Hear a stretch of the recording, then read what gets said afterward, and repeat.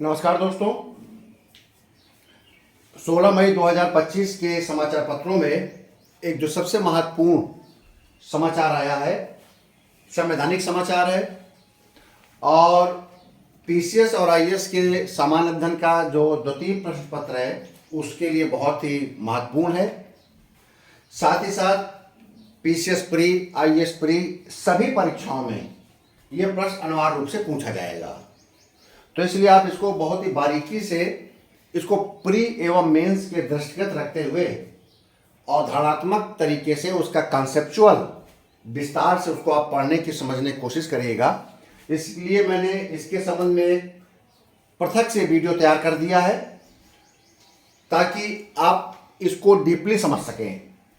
देखिए, महामहिम राष्ट्रपति श्रीमती द्रौपदी मुर्मू के द्वारा 14 प्रश्न माननीय सर्वोच्च न्यायालय से किए हैं और ये 14 जो प्रश्न किए हैं ये उनको अनुच्छेद 143 का सबसेक्शन 1 महामहिम राष्ट्रपति द्रौपदी मुर्मू जी को अधिकार प्रदान करता है।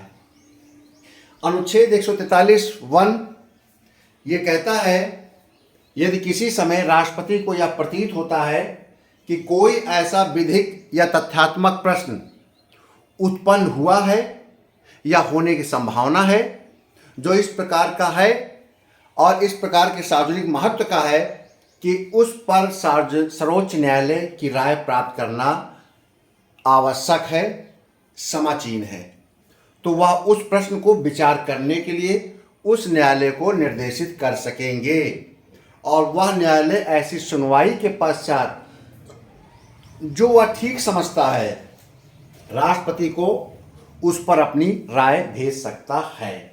कहने का आशय ये सामान्य और संक्षेप में, यदि राष्ट्रपति महोदय या महोदया को ऐसा लगता है कि संविधान का कोई प्रश्न विधिक है या कोई तथ्य ऐसा उत्पन्न हो गया है जिस पर निर्णय किया जाना जरूरी है, राय लिया जाना जरूरी है, वो मामला सार्वजनिक महत्व का हो सकता है, विधिक महत्व का हो सकता है, तो वह सर्वोच्च न्यायालय से राय प्राप्त कर सकती हैं और सर्वोच्च न्यायालय उस प्रश्न पर विचार कर सकता है और विचार करने के पश्चात राष्ट्रपति को अपना परामर्श भेज सकता है।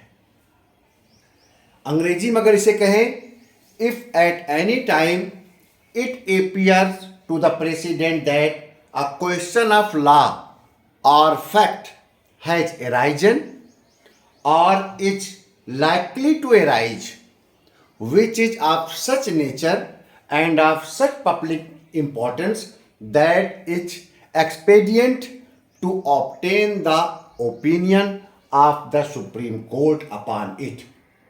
He may refer the question to that court for the consideration, and the court may, after such hearing, as it think fit, report to president its opinion thereon. यानी कि यहाँ पर मे शब्द का इस्तेमाल किया गया है। राष्ट्रपति महोदय जब कोई भी परामर्श प्राप्त करेंगे तो सुप्रीम कोर्ट उस पर परामर्श अगर फिट लगता है तो दे सकता है अथवा नहीं दे सकता है, और राष्ट्रपति महोदय यदि परामर्श दिया गया है तो उसे वो स्वीकार कर सकते हैं अथवा नहीं कर सकते हैं। दोनों मामलों में ये एडवाइजरी है, बाध्यकारी नहीं है। न तो राष्ट्रपति बाउंड है परामर्श देने के लिए और न ही राष्ट्रपति बाउंड है परामर्श स्वीकार करने के लिए। ये जरूर कहा गया है 145(3) में, सब सेक्शन 145 का आर्टिकल 145 का सब सेक्शन 3 जरूर कहता है, अगर 143(1) के अंतर्गत कोई परामर्श राष्ट्रपति ने मांगा है और लगता है सुप्रीम कोर्ट को कि यह संवैधानिक मामला है, कॉन्स्टिट्यूशनल परामर्श है, तो आर्टिकल 145 के सब सेक्शन 3 के अंतर्गत सुप्रीम कोर्ट कम से कम 5 न्यायाधीशों की एक ज्यूरी पीठ तैयार करेगा और उसकी सुनवाई 5 सदस्यीय कमेटी यानी कि जूरी या पीठ करेगी। ठीक है, 5 सदस्यीय खंडपीठ के द्वारा ही उसकी सुनवाई की जाएगी। आप कॉन्स्टिट्यूशनल बात है तो ये मैं इसलिए डिस्कशन कर रहा हूं 143(1) का, क्योंकि 143 सब सेक्शन 1 का इस्तेमाल करते हुए 14 प्रश्न राष्ट्रपति महोदय ने उठाए हैं, जो कि राष्ट्रपति को परामर्श के लिए भेजा है। और चूंकि वो मामले कॉन्स्टिट्यूशनल हैं, कॉन्स्टिट्यूशन को के आर्टिकल से जुड़े हुए हैं, आर्टिकल 200, आर्टिकल 201, आर्टिकल 361, आर्टिकल 131, इनसे जुड़े हुए प्रश्न है। इसलिए सुप्रीम कोर्ट 5 सदस्यीय खंडपीठ इन 14 प्रश्नों के उत्तर के लिए, सुनवाई के लिए गठित करेगी। आपके प्रश्न में आ जाए, यूपी पीसीएस मेंस में बहुत उम्मीद है इस प्रश्न को आने की, तो आप इस बात को उल्लेख कर लीजिएगा इन अनुच्छेदों का कि 145(3) के अंतर्गत 5 सदस्यीय कमेटी यानी कि खंडपीठ सुप्रीम कोर्ट के जो मुख्य न्यायाधीश महोदय हैं वो गठित करेंगे। ठीक, अब ये आता है कि ऐसा ये प्रश्न उठा क्यों माननीय राष्ट्रपति महोदया को आर्टिकल 143 का सबसेक्शन प्रयोग करना पड़ा। वो इसलिए प्रयोग करना पड़ा क्योंकि 8 अप्रैल 2025 को, ध्यान रखिएगा, डेट याद रखिएगा, 8 अप्रैल 2025 को सुप्रीम कोर्ट में तमिलनाडु सरकार का मुकदमा चल रहा था भारत सरकार के खिलाफ। तो 8 अप्रैल 2025 को वो उसका निर्णय आया, और उसका निर्णय ये आया, और ये मुकदमे के बारे में बता दूं, मुकदमा ये था कि तमिलनाडु विधानसभा जो भी विधेयक पारित करके राज्यपाल महोदय को भेज रही थी, राज्यपाल महोदय उस पर सहमत नहीं दे रहे थे। एक बात ध्यान रखिएगा, धन विधेयक पर सहमत देना बाध्यकारी होता है राज्यपाल महोदय का या राष्ट्रपति महोदय का, क्योंकि पहले वो अनुमोदन से ही पारित होता है, प्रस्तुत किया था सदन में, इसलिए बाध्यकारी होता है हस्ताक्षर करना। लेकिन अगर कोई विधेयक धन विधेयक नहीं है तो वो राष्ट्रपति या राज्यपाल को स्वीकार करना, हस्ताक्षर करना बाध्यकारी नहीं होता। तो ऐसे मामले में बहुत से विधेयक जब विधानसभा पारित करके राज्यपाल महोदय के पास भेजती थी, तो राज्यपाल महोदय उसको उस पर अपनी सहमति नहीं देते थे और उसे अनंत काल तक अपने पास लंबित छोड़ देते थे। कुछ ऐसे मामले थे कि उन्होंने राष्ट्रपति महोदय के पास परामर्श के लिए भेज दिया, तो वो जाकर राष्ट्रपति भवन में या राष्ट्रपति महोदया के पास वो लंबित हो गया। तो इसके खिलाफ तमिलनाडु सरकार सुप्रीम कोर्ट गई कि इससे जो एक संविधान ने विधानसभा को शक्ति दिया है, सरकार को शक्ति दिया, उसको हम पालन नहीं कर पा रहे, सरकार काम नहीं कर सकती है। जब कानून बनने के पश्चात कानून बनाने के लिए जो प्रक्रिया है विधानसभा के द्वारा बहुमत से पारित किया जाएगा और उसे गवर्नर के द्वारा स्वीकृत प्रदान किया जाएगा। वो स्वीकृत प्रदान नहीं किया है, वो लंबित है, विचार के लिए दोबारा आता है विधानसभा में, तो विधानसभा पुनर्विचार करके पुनः पारित करती है, फिर जाता है तो भी लंबित है। कुछ विधेयक राज्यपाल महोदय अपने पास लंबित रखे हुए हैं और कुछ विधेयकों को उन्होंने राष्ट्रपति महोदय के पास भेज दिया है, वहां पर भी लंबित है। तो ये सुनवाई होने के पश्चात आपका निर्णय लिया सुप्रीम कोर्ट ने, और उसके जज थे, खंडपीठ थी न्यायमूर्ति JB पारदीवाला और न्यायमूर्ति R महादेवन।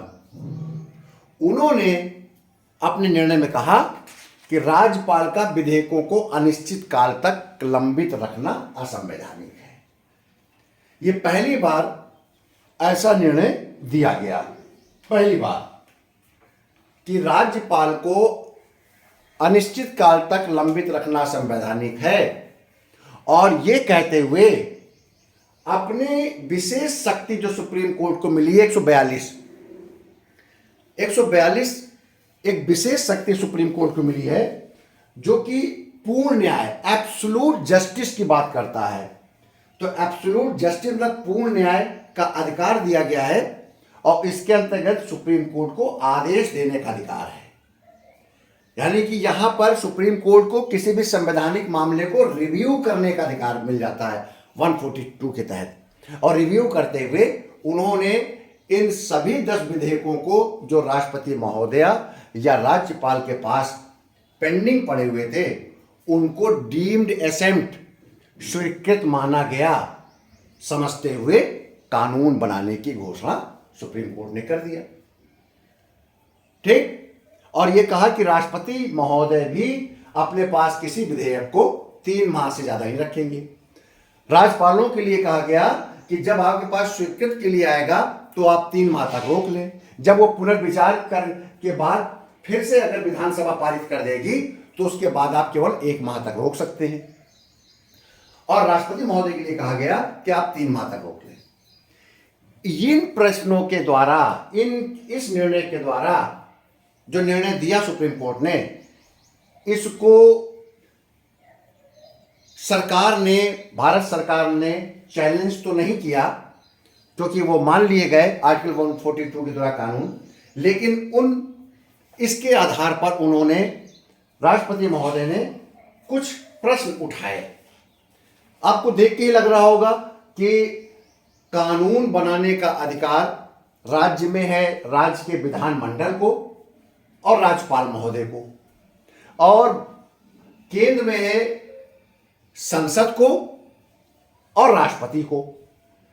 कोई भी विधेयक अगर वो केंद्र का है तो राज्यसभा लोकसभा पारित होने के पश्चात तब तक वो विधेयक कानून नहीं बनता है, एक्ट नहीं बनता है, जब तक कि राष्ट्रपति महोदय हस्ताक्षर नहीं करते। उसी प्रकार से राज्य की विधानमंडल का कोई भी विधेयक तब तक कानून नहीं बनेगा जब तक राज्यपाल महोदय हस्ताक्षर नहीं करेंगे।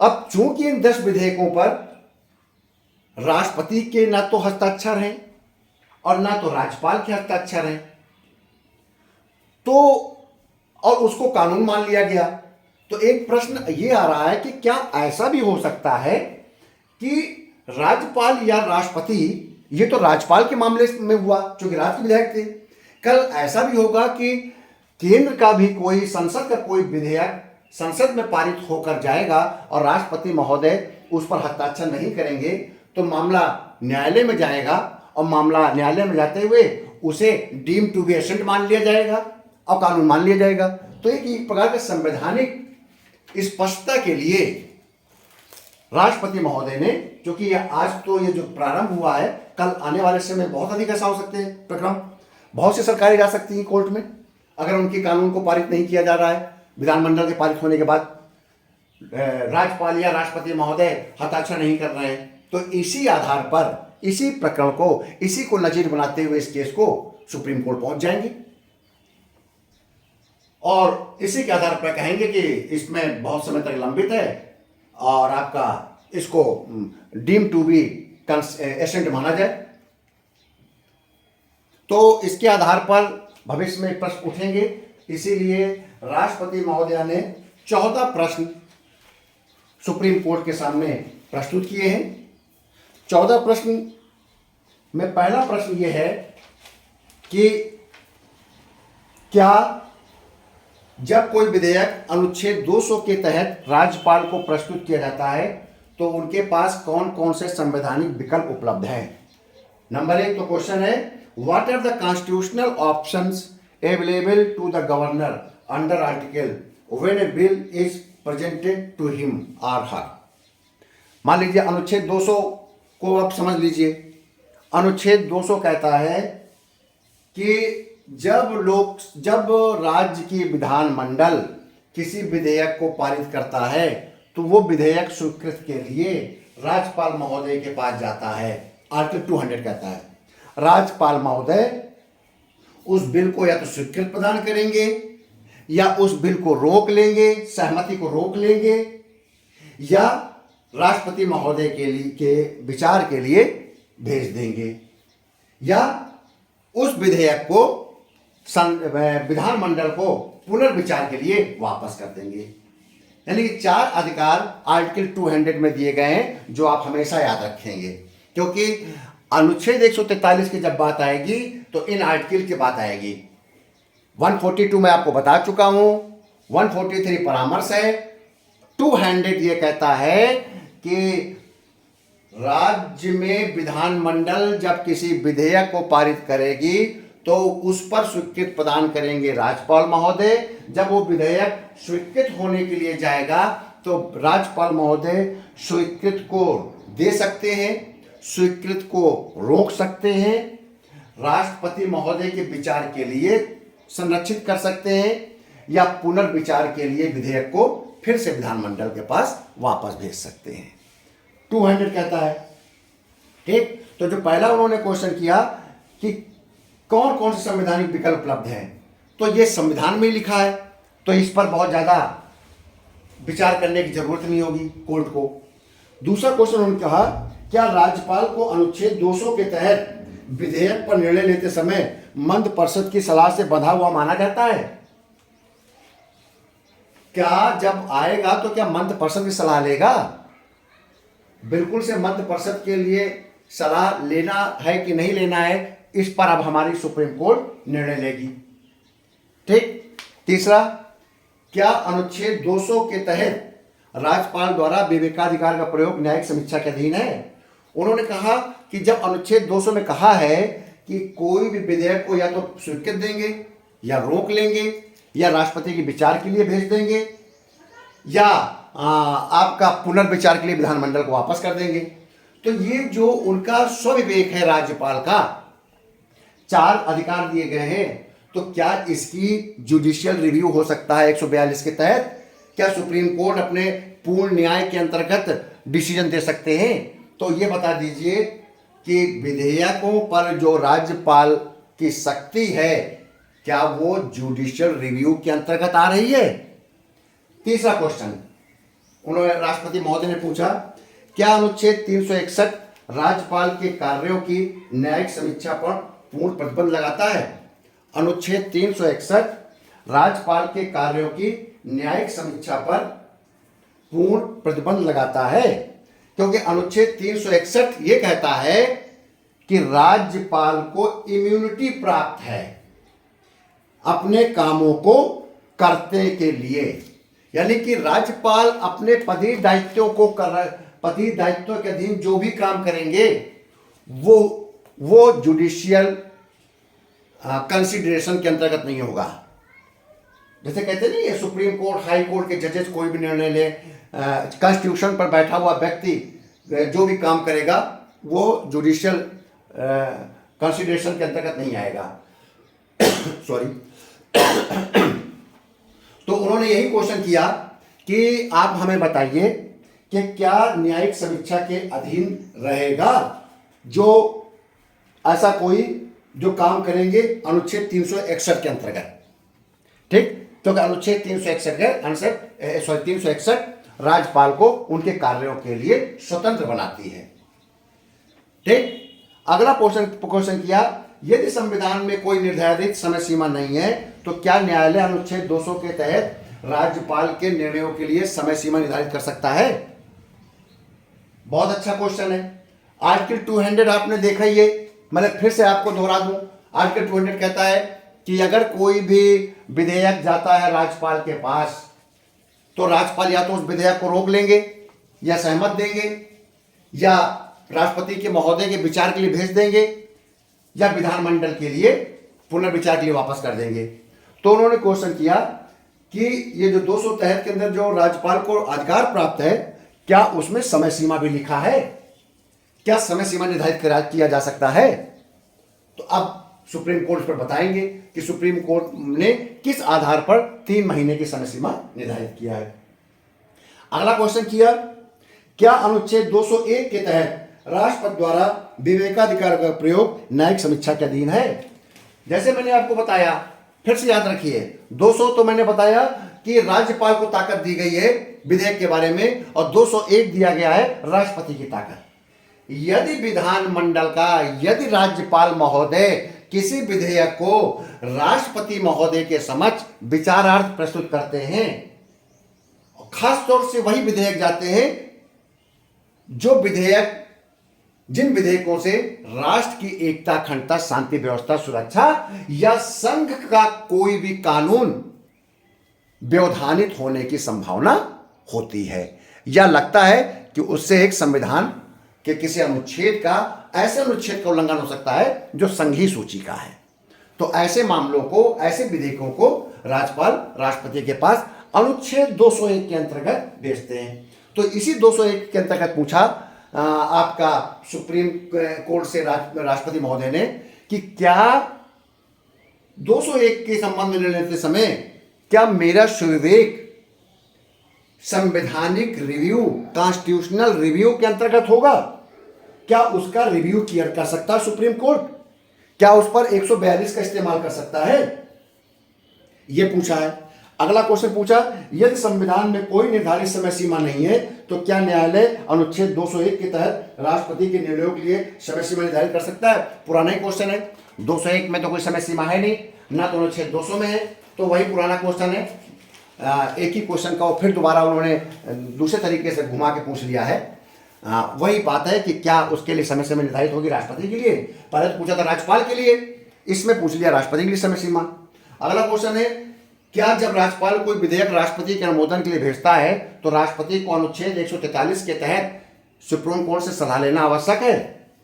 कहने को उन्होंने भी पूछ दिया कि मान लीजिए 201 के अंतर्गत हमारे पास, राष्ट्रपति के पास आ गया कोई विधेयक, तो क्या राष्ट्रपति उस पर हस्ताक्षर करने से पहले या हस्ताक्षर न करने के निर्णय लेने से पहले क्या वो परामर्श कर सकता है 143 के अंतर्गत सुप्रीम कोर्ट से? यह भी बता दीजिए। ये इसलिए पूछा जा रहा है तो भविष्य में हम ऐसा भी करेंगे, कोई विधेयक आएगा तो हम पहले सुप्रीम कोर्ट से 143 के अंतर्गत परामर्श लिया करेंगे। अगला प्रश्न, क्या अनुच्छेद 200 एवं 201 के तहत राज्यपाल और राष्ट्रपति के निर्णय कानून बनने से पहले न्यायिक समीक्षा के अधीन है? बहुत अच्छा क्वेश्चन, क्योंकि हमारा संविधान अधिकतर कहता है यदि कोई कानून संविधान के अनुच्छेदों के खिलाफ है या उससे कोई भी फंडामेंटल राइट या बेसिक स्ट्रक्चर संविधान का उल्लंघन हो रहा है, जैसे कि केशवानंद भारती बनाम केरल राज्य में कहा गया है, तो सुप्रीम कोर्ट उस अनुच्छेद को रिव्यू कर सकती है, उस कानून को रिव्यू कर सकती है। तो यहीं पर वो क्वेश्चन किया, अभी तो ये कानून बना ही नहीं था क्योंकि राष्ट्रपति और राज्यपाल का हस्ताक्षर नहीं हुए, तो क्या कानून बनने से पहले भी किसी भी विधेयक का, किसी भी प्रस्ताव का रिव्यू किया जा सकता है? अच्छा क्वेश्चन है। अगला है क्वेश्चन, क्या अनुच्छेद 142 के तहत सुप्रीम कोर्ट राष्ट्रपति या राज्यपाल के संवैधानिक निर्णयों को प्रतिस्थापित कर सकता है, सब्स्टिट्यूट कर सकता है? क्या वो कह सकता है 142 के अंतर्गत ये आपका काम है, ये आपका काम है, बताएंगे? ये क्वेश्चन किया है। 11वां क्वेश्चन है, क्या राज्य विधानमंडल द्वारा पारित विधेयक राज्यपाल की स्वीकृति के बिना कानून माना जा सकता है? उनका कहना है कि कानून तो बना ही नहीं, कानून तो सुप्रीम कोर्ट ने बना दिया है। भाई विधानमंडल ने कानून को पारित किया, विधेयक को पारित किया, राज्यपाल महोदय, राष्ट्रपति महोदय ने उस पर अपनी सहमति नहीं दी, तो कानून नहीं बना। तो क्या हम इसको भी हम ऐसे कानून भविष्य में मान लें, राज्यपाल राष्ट्रपति के हस्ताक्षर के बिना भी? 12वां क्वेश्चन है, सुप्रीम कोर्ट की किसी भी पीठ को संविधान की व्याख्या संबंधित महत्वपूर्ण प्रश्नों पर निर्णय लेने के लिए कम से कम 5 न्यायाधीशों की पीठ का होना अनिवार्य है। ये तो क्लियर बात है, ये 145(3) में लिखा गया है, तो इस प्रश्न का उत्तर सिंपल है, बता दिया जाएगा। ऐसे ही 2 क्वेश्चन और पूछे गए, क्या अनुच्छेद 142 के तहत सुप्रीम कोर्ट की शक्तियां केवल प्रक्रियात्मक कानूनों तक सीमित हैं या संवैधानिक या विधिक प्रावधानों के विपरीत निर्देश जारी कर सकता है? यह कहा है कि सुप्रीम कोर्ट जो परामर्श देगा किन विषयों पर देगा, प्रक्रियात्मक या कॉन्स्टिट्यूशनल? ठीक। 14वां क्वेश्चन है, लास्ट क्वेश्चन है, क्या संविधान अनुच्छेद 131 के तहत संघ और राज्यों के बीच विवादों के समाधान के लिए सुप्रीम कोर्ट की अन्य किसी अधिकारिता को प्रतिबंधित करता है? संघ और राज्य के विवादों को निपटारा करता है सुप्रीम कोर्ट, ये उसकी अनन्य शक्ति है। इसको हम ओरिजिनल ज्यूरिसडिक्शन कहते हैं, प्रारंभिक क्षेत्राधिकार, कि अगर कोई मामला केंद्र और राज्य के बीच का है तो सीधे सुप्रीम कोर्ट जाएगा, हाई कोर्ट के पास नहीं आएगा। तो उसी के संबंध में क्वेश्चन किया है। तो इस प्रकार से 14 क्वेश्चन किए हैं और ये पहली बार परामर्श नहीं मांगा गया है। इससे पहले परामर्श मांगा जा चुका है। 1958 में केरल शिक्षा विधेयक मामले में सुप्रीम कोर्ट ने राय दिया था। 1974 में राष्ट्रपति चुनाव प्रक्रिया में सुप्रीम कोर्ट ने राय दिया था। 1992 में कावेरी जल विवाद में सुप्रीम कोर्ट में राय दिया था। लेकिन 1993 के राम जन्मभूमि बाबरी मस्जिद में राय नहीं दिया था। यह कहा गया था कि यह एक तथ्यात्मक प्रश्न है, यह ऐतिहासिक प्रश्न है, यह कानून का प्रश्न नहीं है, इसलिए इस पर आपका कोई भी हम परामर्श नहीं देंगे। यानी कि स्पष्ट है कि सुप्रीम कोर्ट संवैधानिक मामलों में परामर्श देती है, उसके लिए 5 सदस्यीय खंडपीठ भी बनाएगी। परामर्श देना न देना सुप्रीम कोर्ट की मर्जी पर है और राष्ट्रपति महोदय की मर्जी पर है, परामर्श को स्वीकार करें अथवा नहीं स्वीकार करें। तो अनुच्छेद 143 पर आपसे हमारी ये वार्ता हुई, विस्तार से वार्ता हुई। मुझे पूरा विश्वास है आपको समझ में आया होगा। यदि समझ में नहीं आया है, किसी बिंदु पर आपकी कोई टिप्पणी है, तो आप अनिवार्य रूप से अपनी टिप्पणी को अंकित करिए। बहुत बहुत धन्यवाद।